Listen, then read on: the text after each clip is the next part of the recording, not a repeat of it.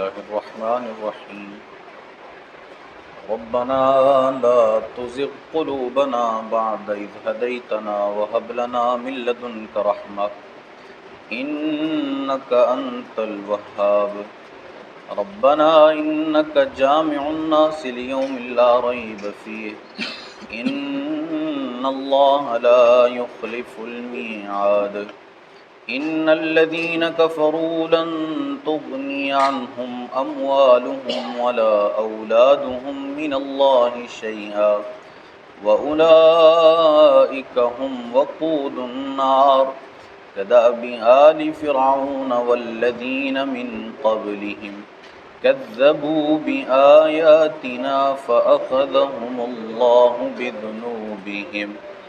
والله شديد العقاب صدق الله مولانا العظيم الصلاة والسلام عليك يا سيدي يا رسول الله وعلى آلك وأصحابك يا سيدي يا حبيب الله الصلاة والسلام عليك يا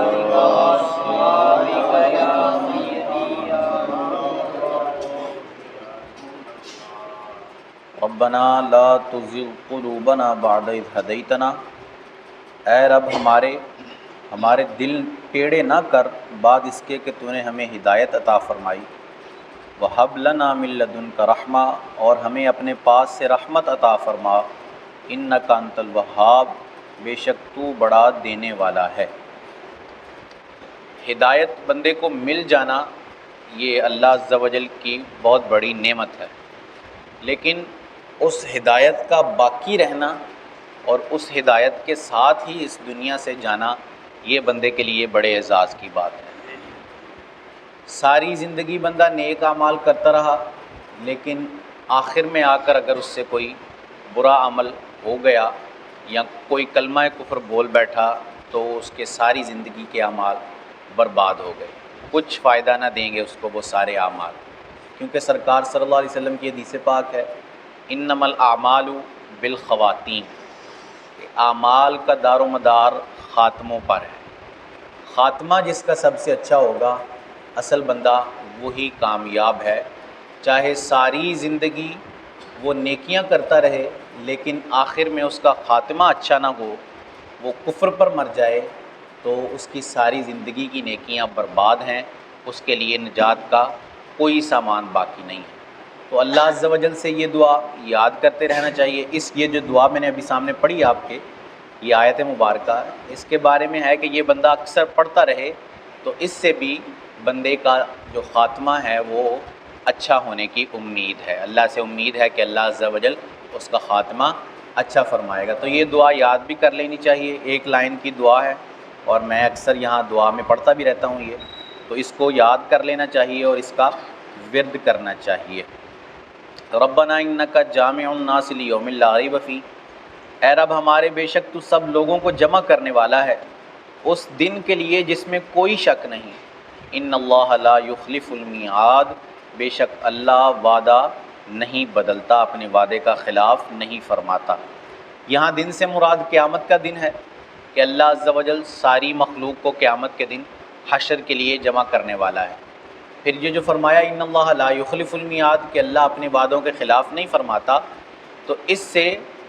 کذب جو ہے وہ اللہ عز و جل کا محال ہے، یہ ثابت ہو گیا۔ معاذ اللہ بعض ہمارے ہاں یہاں فرقے ایسے پائے جاتے ہیں جو جھوٹ کی نسبت اللہ کی طرف کرتے ہیں۔ ان اللہ علی کل شیء قدیر، بے شک اللہ ہر چیز پر قادر ہے، یہ والی آیت کو دلیل بنا کر جھوٹ کی نسبت اللہ کی طرف کرتے ہیں کہ معاذ اللہ اللہ جھوٹ بولنے پر بھی قادر ہے۔ حالانکہ آپ جانتے ہیں کہ جھوٹ ایک ایسا قبیح عمل ہے کہ اس کی نسبت اللہ کی طرف کرنا معاذ اللہ یہ بہت بڑی بے ادبی اور گستاخی ہے، کیونکہ اور اس کا محال ہونا یہ اس آیت سے ثابت ہوگا، کیونکہ اللہ نے خود فرمایا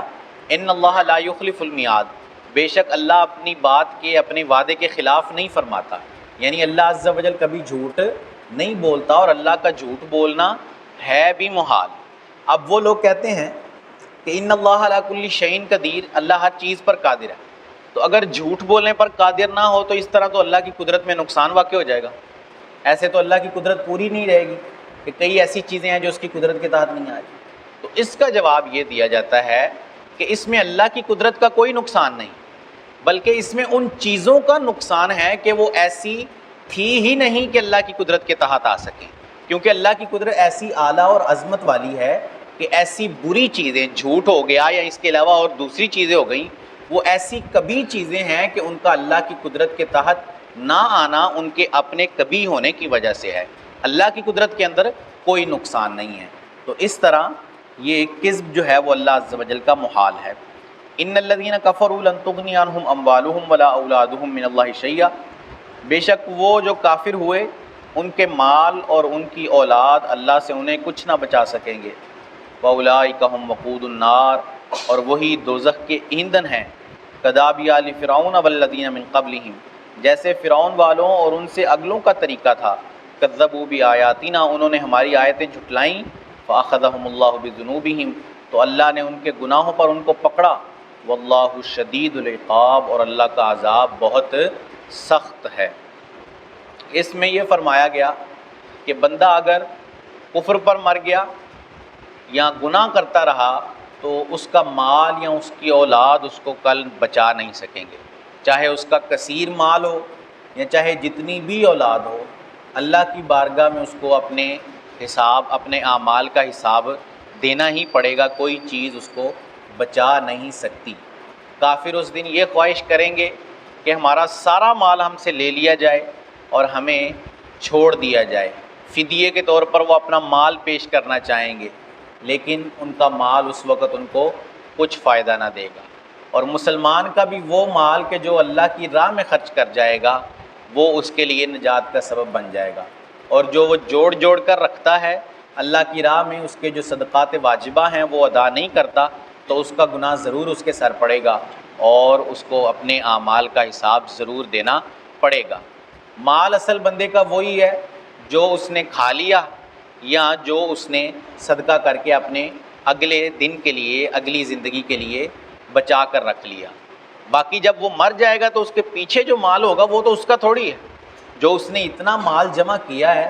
وہ تو اس کی اولاد کا ہے یا اس کے وارثوں کا ہے جو آپس میں اس کے مال کو تقسیم کر لیں گے.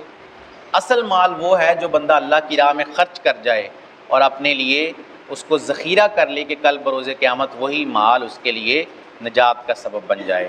اللہ عز و جل سے دعا ہے کہ اللہ عز و جل ہمیں قرآن کی فہم عطا فرمائے. آمین بجاہ خاتم النبیین.